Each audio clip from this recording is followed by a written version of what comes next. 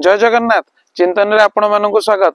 मु एबे अछि श्री श्री ठाकुर निगमानंद परमहंस देवंकर विभागीय आश्रम कदमगंटा रे, जहाँ अवस्थित सालेपुर रु 3 किलोमीटर भितर को आपणकर कटक चांदवाली रोड रो जस्ट अपोजिट रे गोटे केनाल रोड जाइछि, जोटा कि टच करुछि आपणकर जगतपुर असुरेश्वर देखि केंद्रापड़ा जाइछि। से केनाल रोड साइड रे गले आपणकर सुंदर आश्रम टी पड़िबो। आज आमे सही ठाकुर निगमानंद परमहंस विषय रे आलोचना करिबा। देखंतु शास्त्र कहूछि जे चतुर्विध साधन सिद्ध ताहाको पूर्ण सिद्ध बोली कहा जाए, अर्थात जे ज्ञान सिद्ध होइतिबे, प्रेम सिद्ध मध्य होइतिबे, जोग सिद्ध मध्य होइतिबे, तंत्र सिद्ध मध्य होइतिबे।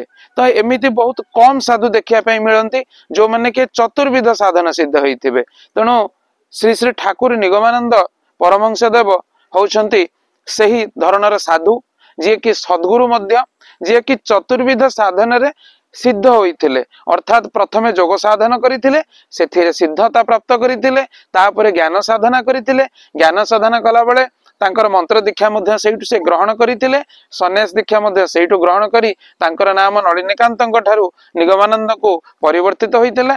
तापरे से छाड़ी देले मूलरू प्रथमे तंत्र साधना पर तापरे ज्ञान साधना पर जोग साधना करथिले, आ सर्वशेष रे प्रेम साधना मध्य करथिले, आ सेइथिरे मध्य सिद्धि लाभ करथिले। तेणु से होउचंती सही ठाकुर निगमानंद परमहंस देव। ये होउचे तांकर विभागीय सारस्वत आश्रम। जेहेतु से सारस्वत जगतर साधु थिले, तेणु तांकर आश्रम को सारस्वत आश्रम नाम रे मध्य ख्याति लाभ करिछि।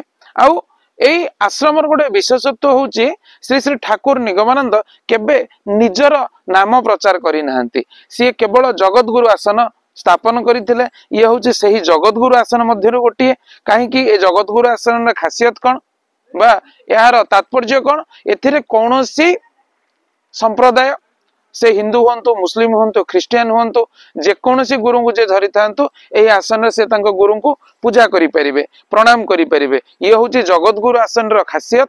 तेणु यह होउछि से आश्रम अति सुंदर आश्रम टी हेछि। केतबेले मध्य आपण माने मध्य आसी परिबे। आजिर वीडियो रे एतिकी रहिली। जय जगन्नाथ।